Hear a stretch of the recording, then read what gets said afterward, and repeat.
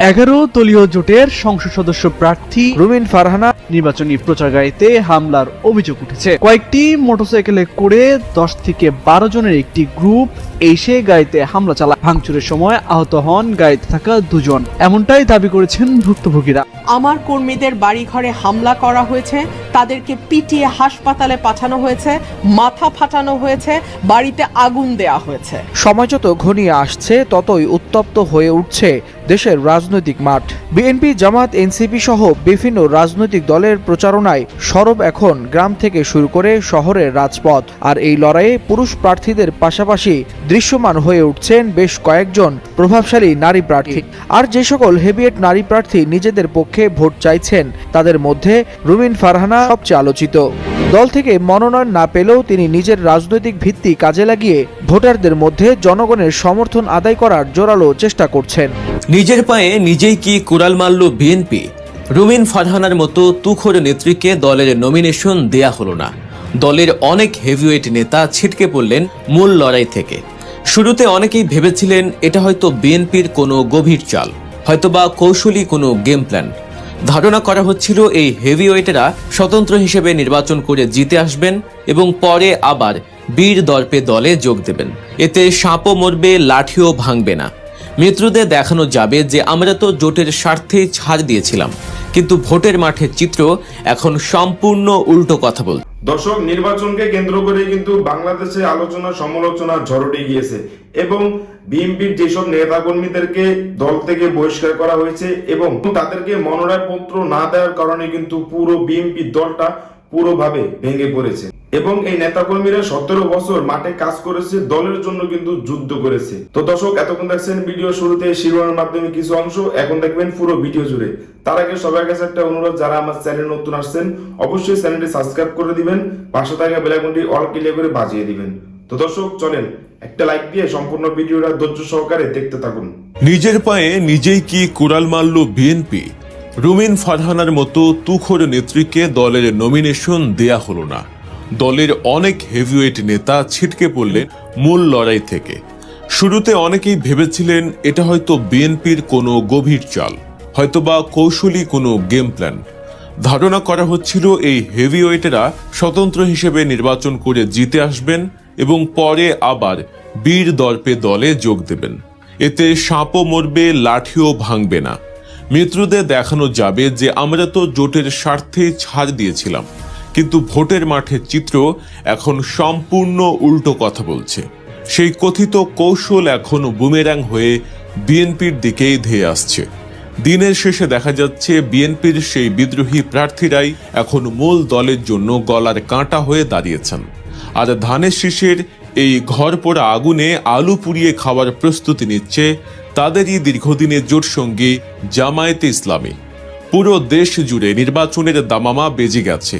ত্রয়োদশ জাতীয় সংসদ নির্বাচন কড়া নাড়ছে দরজায়। রাজনীতির এই জটিল সন্ধিক্ষণে বিএনপির অন্দরমহলে চলছে এক অদ্ভুত অস্থিরতা। যে দলটা দীর্ঘদিন ক্ষমতার বাইরে, যারা রাজপথে এত আন্দোলন করলো, নির্বাচনের ঠিক আগ মুহূর্তে তাদের এমন ছন্নছাড়া অবস্থা কেন?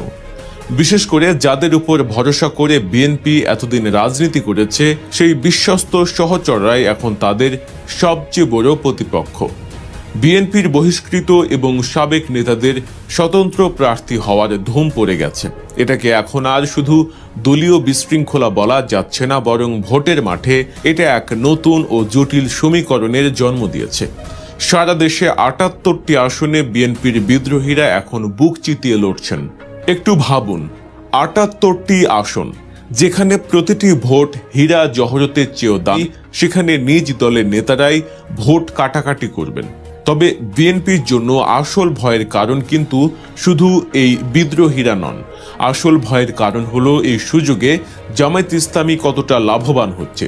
রাজনৈতিক বিশ্লেষকরা মনে করছেন জামায়াত ঠিক এই মুহূর্তটির জন্যই ওত পেতেছিল। তারা এখন বিএনপির ফেলে দেয়া কাঁটা দিয়েই বিএনপিকে বিদ্ধ করার নিখুঁত ছক কষেছে। সহজ কথায়, বিএনপির ভোট ব্যাংক যখন তাদেরই বিদ্রোহীরা ভাগ করে নিচ্ছে, তখন সেই ফাঁক গলে জয়ের বন্দরে পৌঁছে যেতে চাইছে জামায়াত জোট। এবারের নির্বাচনে বিএনপি ২৯২টি আসনে ধানের শীষ প্রতীকে প্রার্থী দিয়েছে। আর শরিকদের জন্য ছেড়েছে মাত্র 8টি আসন। আপাত দৃষ্টিতে মনে হতে পারে বিএনপি বেশ শক্ত অবস্থানে, কিন্তু এই 292টি আসনের ভেতরেই লুকিয়ে আছে বিতর্কের বারুদ।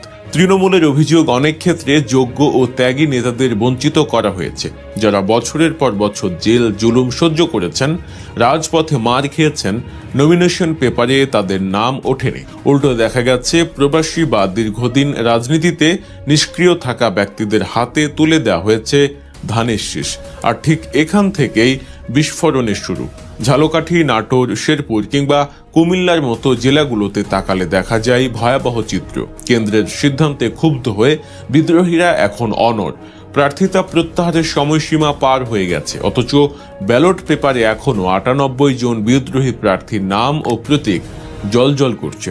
এর মানে হলো, ভোটার যখন ভোট কেন্দ্রে যাবেন তখন তিনি ধানের শীষের পাশাপাশি একই মতাদর্শের আরও একাধিক বিকল্প প্রার্থীকে সামনে পাবেন। ভোটার বিভ্রান্ত হবেন, ভোট ভাগ হবে। আর এই দ্বিধাভক্তি জামায়াত জোটের জন্য রাজপথের সবচেয়ে বড় আশীর্বাদ হয়ে দাঁড়িয়েছে। জামায়াত ইসলামী এবার তাদের নির্বাচনী কৌশল সাজিয়েছে অত্যন্ত সূক্ষ্মভাবে। তারা মুখে বলছে তারা কারো দয়া বা পরিস্থিতির উপর নির্ভর করে জিততে চায় না, কিন্তু তলে তলে হিসাবটা একদম ভিন্ন।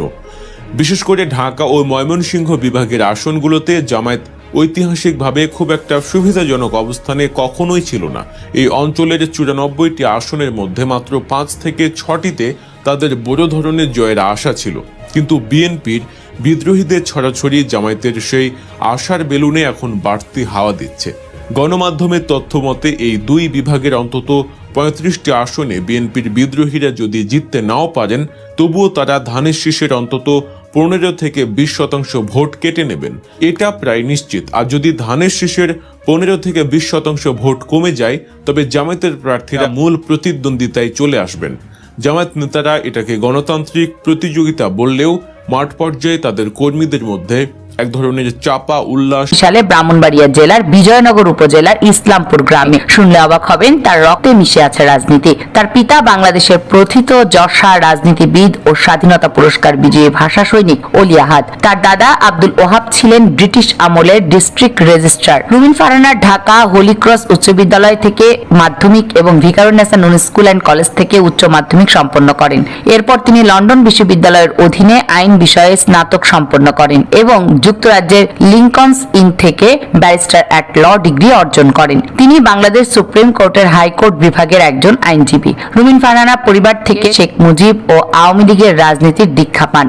তার পিতা অলি আহাদ ভাষা আন্দোলনে 144 ধারা ভঙ্গের অন্যতম ব্যক্তি ছিলেন। তিনি মুক্তিযুদ্ধের অন্যতম সংগঠক। রুমিন ফারহানার পিতা জীবনে 19টি বছর কারাগারে কাটিয়েছেন আন্দোলনে অংশ নেওয়ার অপরাধে। তার পিতা রাজনীতি করেছেন হোসেন শহীদ সোহরাওয়ার্দী, শেরে বাংলায় কে ফজলুল হক, মাওলানা ভাসানী এবং শেখ মুজিবুর রহমানের সাথে। তিনি আওয়ামী লীগের প্রতিষ্ঠাতা সাংগঠনিক সম্পাদক ছিলেন। রুমিন তার বাবার কাছ থেকে আওয়ামী লীগ প্রতিষ্ঠার ইতিহাস, শেখ মুজিব, ভাসানী সহ রাজনৈতিক ব্যক্তিত্বদের গল্প শুনে বড় হয়েছেন। তবে তার পিতা অলি আহাদ ছিলেন ভাসানী প্রেমে উদ্বুদ্ধ। মুক্তিযুদ্ধের পর মাওলানা ভাসানীর নেতৃত্বে বঙ্গবন্ধুর বাকশাল কায়েমের বিরুদ্ধে আন্দোলন করেছেন, এমনকি জেলেও গেছেন। তবে 1976 সালে খন্দকার মোশতাক আহমেদ ডেমোক্রেটিক লীগ নামে একটি দল গঠন করলে সেই দলে যোগ দেন রুমিন ফারহানার পিতা। পরবর্তী সময়ে মতবিরোধ দেখা দিলে অলি আহাদ দল ভেঙে আলাদাভাবে ডেমোক্রেটিক লীগ পুনর্গঠন করেন এবং দলটির সভাপতি হন। এরশাদ বিরোধী আন্দোলনে দলটি বিএনপি নেতৃত্বাধীন 7 দলীয় জোটের শরিক ছিল। এখন প্রশ্ন হলো, বাবার দল বা পারিবারিক ঐতিহ্যের বাইরে গিয়ে রুমিন ফারহানা তাহলে বিএনপির রাজনীতিতে যুক্ত হলেন কিভাবে? এই বিষয়ে রুমিন ফারহানা নিজেই একটি সাক্ষাৎকারে বলেছিলেন, তার জীবনে ঘটে যাওয়া এক আবেগঘন মুহূর্তের কথা। তার বাবা যখন অসুস্থ, তখন দেশনেত্রী খালেদা জিয়া তাদের বাসায় এসেছিলেন। রুমিন বলেন, আমার বাবা যেদিন মারা যান সেদিন সকালের ফ্লাইটে বেগম জিয়া চীন থেকে আসেন। এটি ছিল একটি দীর্ঘ ও কষ্টকর ফ্লাইট। তিনি পারতেন বাসায় গিয়ে বিশ্রাম নিতে, পরে সমবেদনা জানাতেন, কিন্তু তিনি তা করেননি। এয়ারপোর্ট থেকে সরাসরি হাসপাতালে ছুটে এসেছিলেন। রুমিন ফারহানা বলেন, আমি আমার বাবার একমাত্র সন্তান। বাবাকে যেদিন হারাই মনে হয়েছিল পৃথিবীর সবকিছু হারিয়ে ফেলেছি। ঠিক সেই সময় বেগম খালেদা জিয়া যখন আমার মাথায় হাত দিয়ে সান্ত্বনা জানিয়েছিলেন, তখন তার প্রতি আমার একটা বিশাল ঋণ তৈরি হয়ে যায়। তারপর থেকে আমি সর্বস্ব দিয়ে চেষ্টা করেছি সেই ঋণ পরিশোধের। মূলত বিএনপি চেয়ারপারসন বেগম খালেদা জিয়ার সেই ঋণ পরিশোধের উদ্দেশ্যই তিনি বিএনপির রাজনীতির সাথে যুক্ত হয়েছেন। 2013 2013-14 সালের দিকে বিএনপি সেই উত্তাল দিনগুলোতে যখন অনেক জ্যেষ্ঠ নেতা প্রকাশ্যে মুখ খুলতে ভয় পেত